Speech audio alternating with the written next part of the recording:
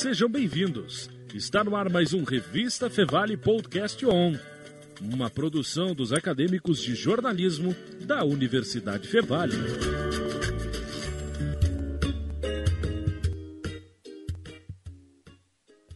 Sejam muito bem-vindos a mais um Podcast On. Meu nome é Morgana Schneck, falando de Ivoti, a técnica é de Carlos Pereira, que está em casa, assim como toda a equipe do Podcast On. E antes de iniciar o programa de hoje, eu convido todo mundo para seguir a gente no facebook.com/podcaston Revista Fevale. No Podcast On, falamos sobre como o setor cultural foi afetado pela pandemia da Covid-19. Teatros, shows, apresentações, galerias de arte, cinema e outros produtos artísticos precisaram se reinventar para sobreviver. E é sobre um desses espaços artísticos que vamos falar hoje, o cinema. Para isso, convidamos a presidente da Abracine, Associação Brasileira de Críticos de Cinema, Ivonete Pinto. Seja bem-vinda ao Podcast On. Obrigada, Morgana. Obrigada a ti e à equipe aí. Sempre um prazer falar sobre cinema brasileiro. Nós que agradecemos a tua disponibilidade em participar. Então, a Ivonete Pinto é doutora em cinema pela Universidade de São Paulo, professora dos cursos de cinema e audiovisual e cinema de animação na Universidade Federal de Pelotas, presidente da Abracine, Associação Brasileira de Críticos de Cinema, além de editora da revista Teorema, Crítica de Cinema, colaboradora da revista acadêmica Orson e do blog sobre cinema Calveiro. E isso é só uma parte da tua atuação, né? E é, sem dúvidas, uma extensa carreira dentro do âmbito cinematográfico. Então, eu fiquei curiosa para ouvir um pouquinho sobre a tua história dentro do cinema. Por que tu escolheu o cinema como tua profissão? Então, eu sou jornalista, né, de formação, e quando eu estava ainda na faculdade, foi bastante natural eu me direcionar para o cinema. Eu fazia parte de um grupo de teatro, e desse grupo, hoje tem pessoas conhecidas, principalmente aí, né, de Novo Hamburgo, como Werner Schinemann. A gente começou a fazer participação em alguns filmes, em Super 8, como Deu Pra Ti anos 70 e tal. Então, eu comecei com um pé nesses cinemas, atuando como atriz, né? Mas ainda na faculdade, eu fui me dando conta, né, que o meu negócio era escrever. Eu gostava mais de escrever, eu era mais autônoma, né? Eu não dependia de sempre um grupo de pessoas e tal.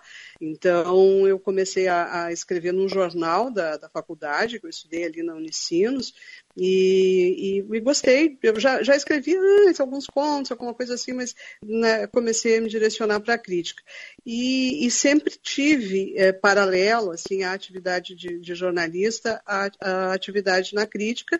E depois isso, então, foi se profissionalizando, né, com o passar do tempo. Eu fiz mestrado, fiz doutorado e comecei em alguns veículos, né, comecei a receber Depois surgiram as associações, né? Eu fui uma das fundadoras da Associação de Críticos de Cinema do Rio Grande do Sul, a CIRS, fui a primeira presidente.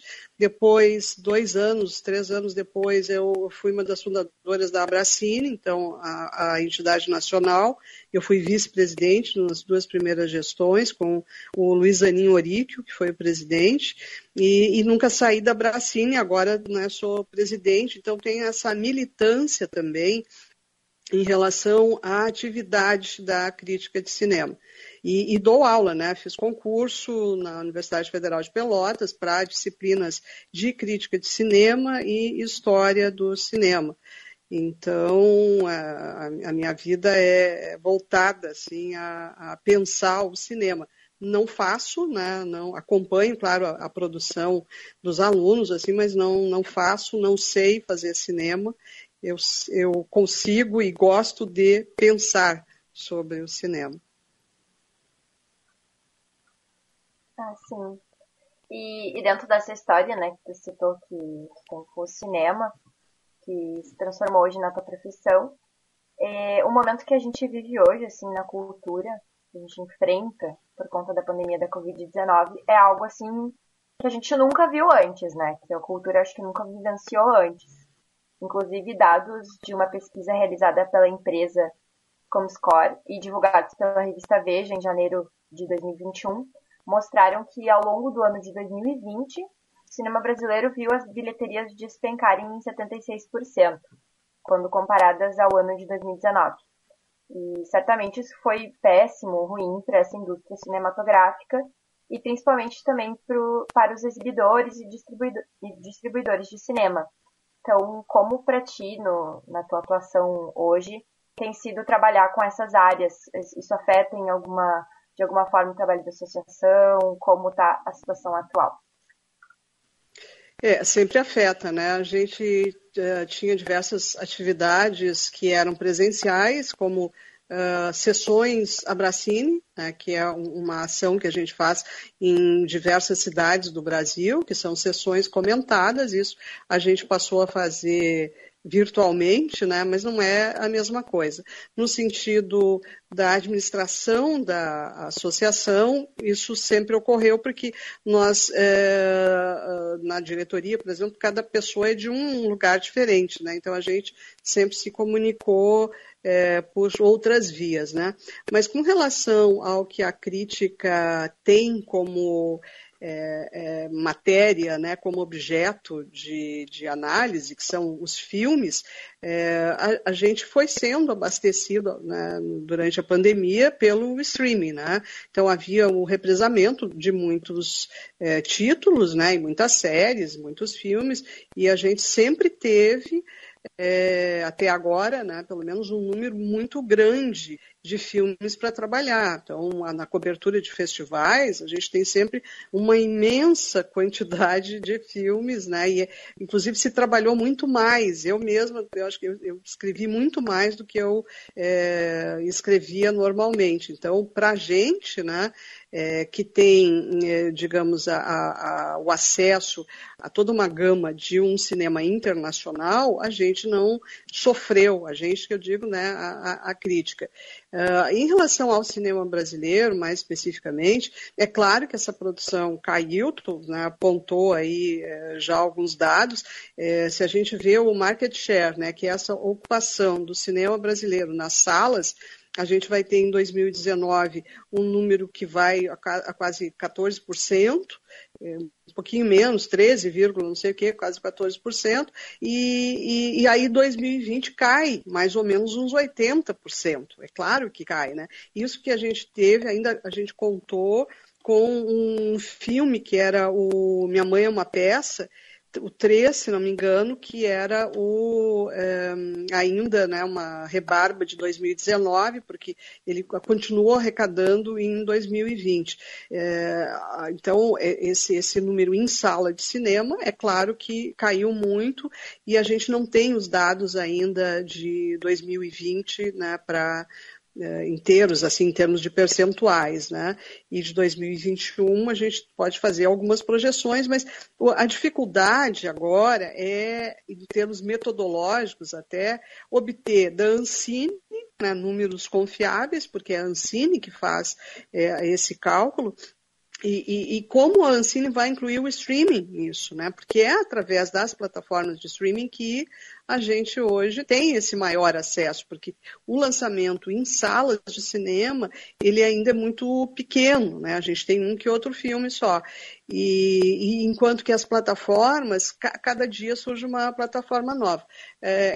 Uma que eu acho que vai ser muito legal, porque tem uma estrutura pesada por trás, que é o da Itaú Cultural, chama Itaú Cultural Play. Ela vai ser lançada agora, nos próximos dias, e vão ser só filmes brasileiros e gratuitos, né? Então o acesso vai ser gratuito. E tem várias outras plataformas, a cada dia surge, né, mais uma que lança filmes brasileiros e que, na medida do possível, né, faz até uma divisão entre filmes gratuitos e filmes para locação. Então, acho que isso é uma tendência, isso aponta para um tipo de exibição no futuro, né? Por mais que as salas voltem, e elas vão voltar, já estão voltando em alguns lugares, o streaming é uma realidade que só tende a crescer, porque já vinha antes da pandemia, né? A gente já tem essas grandes, né, plataformas como Netflix que prende as pessoas em casa, né? Ah, é claro, com certeza, né? Quem não gosta de ficar em casa assistindo Netflix, com certeza. E o streaming, ele tem ganhado muita força, realmente. E com certeza dentro da profissão, né, de vocês, ele tem desempenhado esse trabalho, né? E eu queria te perguntar também sobre a Bracini, especificamente. Ela atua com ênfase na elevação da crítica cinematográfica do país, a gente pode falar nesse sentido. E, inclusive, propõe um prêmio anual, o Prêmio Abracini, e também participa de diversas outras participações em festivais de cinema do país. Então, eu gostaria de saber como é que foi avaliar e premiar no ano de 2020, quando a gente teve no início da pandemia, e se tem alguma previsão de como será agora no ano de 2021. Então, essa foi uma discussão que a gente teve, né? Porque a Abracini está comemorando agora 10 anos, né? E uma das atividades, que é uma atividade tradicional, digamos, de qualquer entidade de cinema, né? É oferecer prêmios. Então, a gente tem o prêmio para melhor filme estrangeiro, melhor filme brasileiro e melhor curta-metragem brasileiro. São esses 3 prêmios apenas, né? Mas que, né, em relação, inclusive, ao cinema brasileiro, é um prêmio que faz diferença, né? Faz diferença para quem recebe. Então, a gente valoriza muito. Nessa discussão, né, no que fazer, é claro que a gente não pôde ficar preso aos lançamentos em sala de 2020, né, no prêmio do ano passado, porque a gente teve o lançamento ali até abril, né? O resto acabou não acontecendo. Então, a gente optou, né, por considerar também, né, os filmes em streaming, né, tanto os brasileiros como os estrangeiros. Então, a gente logo se adaptou a isso, né? E aí, é claro, algumas pessoas, alguns associados, a gente tem hoje 127 associados em 16 estados brasileiros. E, assim, dos mais diferentes perfis, né? Tem pessoas de 25 anos e tem pessoas de 85 anos, né? Então, alguns vivem isso da tecnologia, né, de uma forma muito intensa, e outros já não acompanham tanto. Então, existe já aí algumas diferenças, né, de acesso aos filmes, mas a gente teve que considerar tudo, né? Então, a gente tem listas, né? Tem uma comissão que elabora as listas de lançamento, né? E aí a gente parte para tentar ver o maior número possível de filmes e a gente tem etapas, né, de votação para chegar ao melhor, né, que é o que a gente faz todo ano. Esse ano ainda a gente a gente está ainda no início, né, nós não definimos critérios e a minha gestão como presidente vai até agosto e então isso também é algo que vai ser definido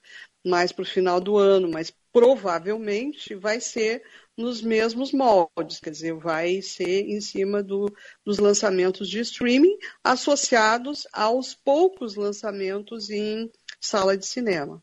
Tu tinha me perguntado também sobre a nossa participação em festivais de cinema, né? A gente tem também, tradicionalmente, júris em festivais. A gente tem, aqui em Gramado, a gente tem em associação com a CIRS, que é a Associação Gaúcha, a gente faz uma parceria aí, mas a gente tem, né, nos outros estados, grandes festivais, que a gente oferece prêmio e faz o nosso júri, né, só de críticos.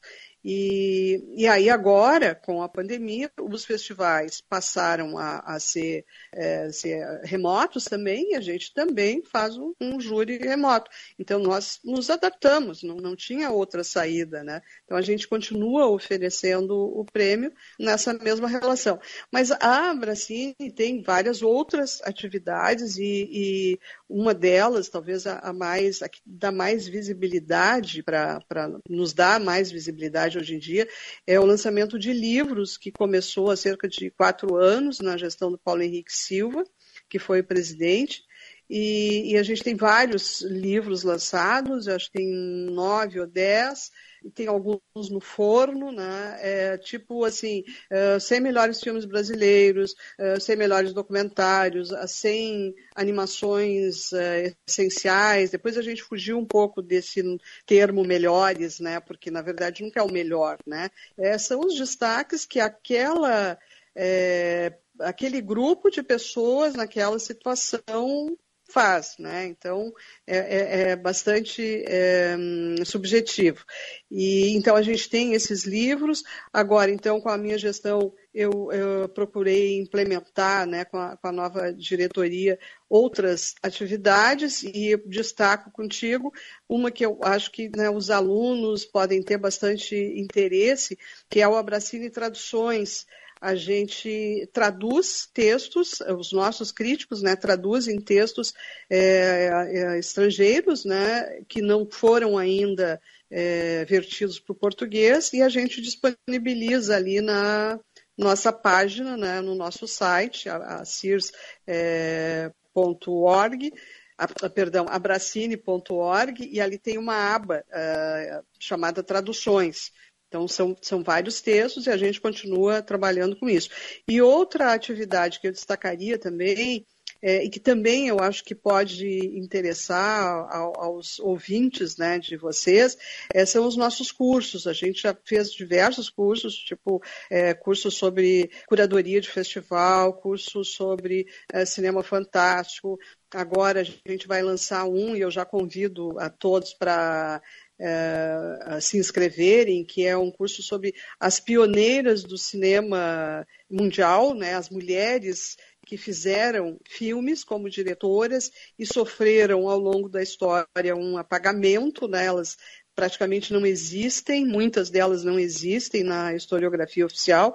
E esse curso, que vai ser ministrado pelas críticas Lorena Montenegro e Flávia Guerra, então resgata a história dessas mulheres que foram pioneiras, né? Então, são cursos com uma inscrição de um valor bem baixo, R$100, né? Baixo comparado com outros cursos, né? E a gente oferece bolsas também.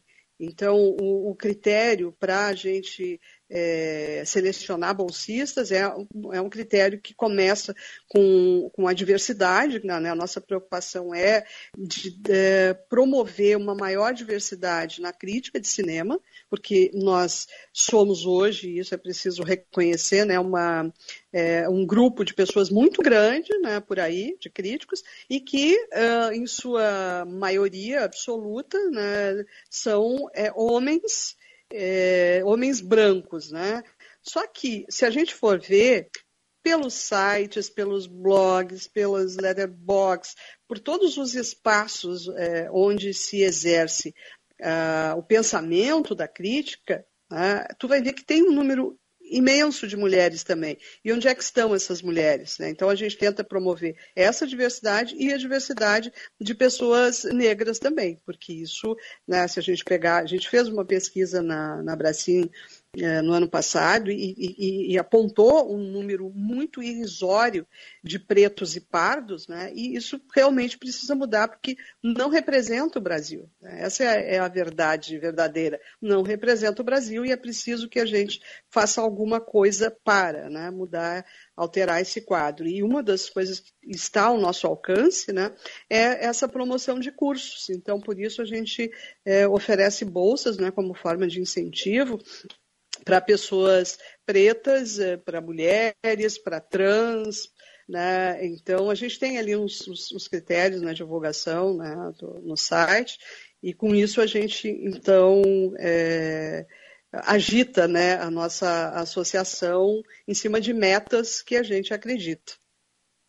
E para complementar a tua fala, eu ressalto que quem tiver interesse, então, em acessar essas produções, os cursos, o site da Abracine é com 2 Cs, então é abracine.org e Abracine se escreve com 2 Cs, só para ressaltar. Bem lembrado, Morgana. Bem lembrado, obrigada. E então, como tu falou bastante sobre esse trabalho da associação, dentro desses 10 anos, né, ela foi fundada em 2011, tu inclusive participou dessa fundação, e agora 10 anos depois, além de lidar com essa crise que a gente está passando pela pandemia, teve que se readaptar, o setor do cinema ele enfrenta outros momentos de tensão, como, por exemplo, o fim do Ministério da Cultura, as reduções de sanções contra a Ancine, né, a Agência Nacional de Cinema, e a questão é, a crítica de cinema é afetada por essas questões mais políticas que cerceiam a cultura e o cinema no país? Sim, sim. Todo mundo é afetado, né, em maior ou menor grau. A gente tenta se engajar nesses inúmeros movimentos que tentam salvaguardar o cinema brasileiro, inclusive no sentido da nossa memória, né?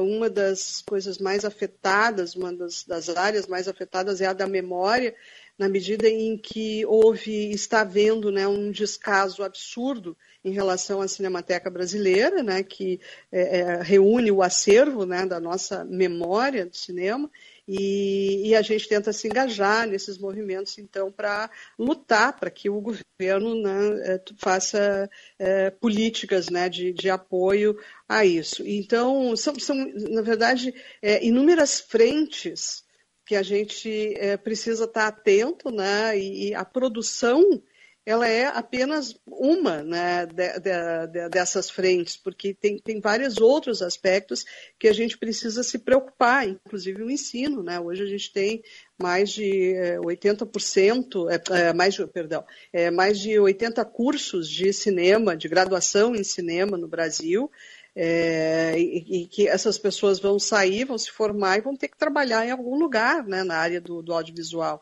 Então é preciso fortalecer. E tem uma notícia que eu acho muito preocupante, uma notícia recente, não sei se vocês acompanharam, que é uma medida provisória que está na Câmara dos Deputados. A Câmara, na verdade, aprovou uma medida provisória e agora vai para a sanção, né, da presidência. Nessa medida, os serviços de streaming eles ficam liberados de pagar um tributo para o cinema brasileiro, que é a taxa Condecine, que é uma taxa, chama Contribuição para o Desenvolvimento da Indústria do Cinema Nacional.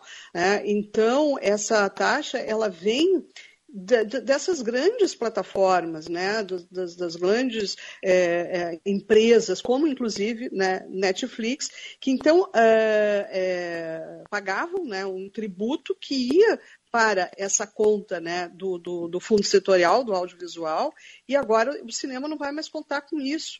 Então, é claro que essa nossa produção vai ser muito afetada. E a crítica de cinema, respondendo a tua pergunta, ela é afetada, né, da forma mais visível, né? A gente ter menos filmes brasileiros para pensar sobre, mas também é afetada em estágios anteriores, porque nós, críticos, participamos muito de seleções como jurados, como avaliadores, né? Então, esses inúmeros editais que haviam para produção, né, de filme brasileiro, eles ficam muito afetados, né? Então, a crítica, nós, críticos, temos um campo menor de atuação. Os próprios festivais de cinema, quando eles não têm patrocínios, quando eles não têm apoios oficiais, quando não existe uma política, né, de arrecadação, enfim, de apoio ao cinema, os festivais ficam afetados e, né, a interação dos críticos como jurados, como curadores, como pessoas que escrevem, por exemplo, para catálogos de mostras, né? Porque a gente vai ver a crítica, os críticos têm um campo de atuação que ele é bem mais amplo do que parece, né? Não é apenas escrever sobre um filme. A gente tem atividades em várias áreas, correlatas, né, ao cinema. A própria atividade da docência, né, é uma forma de exercício, né? Eu dou aula de crítica de cinema.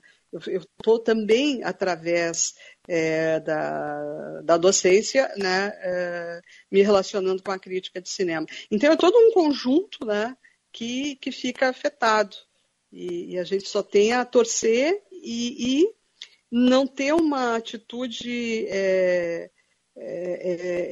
passiva, né, em relação a tudo isso que está acontecendo, e a gente precisa estar atento e ficar, na medida do possível, pressionando, né, para que toda uma política pública de incentivo à cultura geral e ao cinema em especial, que essas políticas não acabem, né? E como tu citou essa parte da docência, né, é importante ressaltar para os nossos ouvintes que você também é professora e que existem essas produções audiovisuais que são realizadas durante a graduação, durante a graduação, e como foi o caso do filme Construção, do acadêmico da Universidade Federal de Pelotas, o Leonardo da Rosa. Ele aplacou o melhor filme e melhor direção na mostra de curtas do Prêmio da Assembleia Legislativa no Festival de Gramado do ano passado, né, de 2020.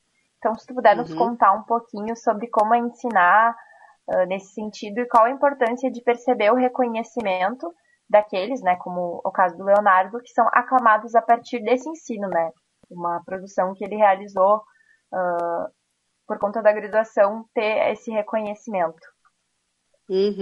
Olha, eu te diria que, em função desse número grande, né, de graduações em audiovisual no Brasil, hoje o cenário da produção de filmes, ela envolve necessariamente uma produção universitária. Porque até algum tempo esses filmes eles eram feitos de uma maneira muito precária, assim, e um que o outro chegavam aos festivais. Hoje não, hoje graças também às tecnologias, né, a gente tem condições de ter um número muito expressivo de filmes feitos durante, né, a universidade, e eles ficam ali sendo competindo, né, para ser selecionados em diversos festivais, e aí eles acabam entrando, né, em muitos festivais e às vezes acabam ganhando o principal prêmio, como foi o caso do filme do Leonardo, né? É um filme que a gente, como professores, né, como grupo de professores, a gente acompanha, então, desde o nascimento mesmo, né, da sinopse, daquela ideia básica, aos pitchings, né? A gente tem um sistema de pitchings que cada etapa de produção, os alunos submetem aos professores, né, o que eles realizaram e a gente analisa, orienta, indica, né, outros caminhos até o filme ficar pronto, né? O filme pronto aí começa a circular por aí. E agora, no caso da UFPEL, né, a gente está tendo um reconhecimento que é absolutamente maravilhoso para o curso, né? A gente teve, inclusive, há 2 anos, um filme que ganhou com o melhor filme na categoria nacional de curtas em Gramado, que foi uma animação. E aí, poxa vida, né? O nosso curso de animação, inclusive, ele é um pouco mais jovem do que o de audiovisual, porque o curso iniciou em 2006, eu não estava lá ainda, mas entrei em 2009, e ele começou apenas como audiovisual, né? Produção de live action. E depois a gente foi se dando conta que aquelas disciplinas que a gente tinha de animação, elas não eram suficientes para formar animadores. E aí a gente, né, batalhou, claro, o processo é um pouco mais complicado, né, e mais longo, mas foi aprovado, então, a criação de um curso específico de animação e hoje a gente tem esses 2.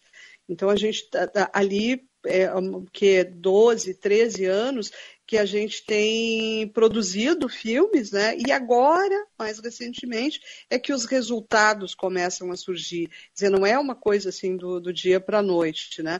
E eu queria também destacar um dado do perfil da UFPEL, que é um pouco diferente dos outros cursos que a gente tem no Rio Grande do Sul. Porque o primeiro curso no Rio Grande do Sul foi o da Unicinos, né? E depois foi o da PUC, em terceiro foi o da UBRA, até eu já dei aula também no da Unicinos e da UBRA, e depois é que veio o da UFPEL. E a gente tem um perfil de aluno que é bastante diferente dos outros cursos, porque a gente trabalha direto com o Enem. Então, os nossos alunos, eles são, né, oriundos de todo o Brasil. Eu cheguei a ter sala de cinema assim, que tinha uma pessoa de Pelotas só, e o resto tudo era de fora, e às vezes um de fora bem de longe, assim, né, de Goiás, já teve aluno da Bahia, tem muito aluno de São Paulo, de Minas Gerais, temos alguns também, do Rio de Janeiro, de Santa Catarina, e agora Santa Catarina está com curso, está com federal também, né? Então acaba que eles não vêm tanto para cá, mas a gente, né, na animação e no audiovisual, a gente tem essa pluralidade de origem de alunos que é muito legal. Eu acho que isso faz um diferencial interessante, que é uma forma de ver o mundo, assim, é uma sensibilidade para com o outro, que é um pouco diferente também, né? E a relação entre eles, né? Eu tenho visto assim que isso é um diferencial, né? E na minha experiência de ter dado aula também em outros cursos, isso é muito diferente de outros lugares e é uma realidade que então tem a ver diretamente com políticas públicas, né? Como é que surgiu ainda no governo Lula, né? Esses cursos, como é que surgiram, como é que foram alteradas aos poucos as formas de ingresso na universidade, né? Então a gente ali não tem vestibular, né? Faz muito tempo que não tem vestibular. É o Enem, né? Aí tem o SISU, tem outras formas de ingresso, né? Mas todas elas então resultam num perfil que é um perfil bastante diferente assim, de alunos, porque justamente eles vêm de todas as partes do Brasil. Isso é muito legal.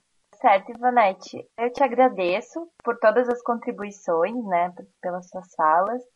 E gostaria de, para encerrar, então, o nosso momento, te convidar se quiser falar mais alguma coisa, quiser complementar alguma fala tua, sinta-se à vontade. Te agradeço muito pela participação, em nome da equipe do Podcast On da Universidade Fevale. Não, eu que agradeço. Eu tenho uma honra participar de alguma atividade da Fevale, que é essa universidade também que vem sendo super reconhecida, assim, e fica o convite, né, para vocês entrarem ali no site da Abracine e participarem das nossas atividades. A gente vai ter uma live de 10 anos também, já posso adiantar aqui em primeiríssima mão, porque eu fechei ontem isso, na data de 24 de julho, é um sábado, a gente vai ter uma live com um crítico e curador argentino chamado Roger Cosa, que vai falar sobre cinefilia, sobre streaming, sobre esse novo cenário dos festivais de cinema, sobre a crítica, né? Então vai ser, eu acho, uma live bem legal. Então entrem no site, entrem nas nossas redes, né? E a gente tem um canal do YouTube ali com cursos, lives, tem alguns materiais ali, alguns vídeos, né, no nosso canal do YouTube.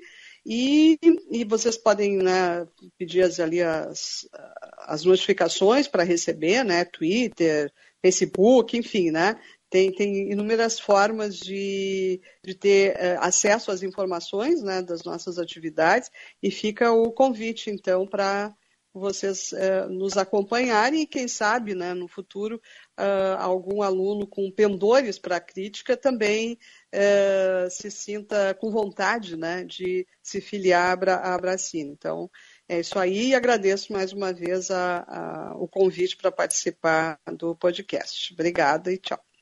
Essa foi a presidente da Abracine, Ivonete Pinto.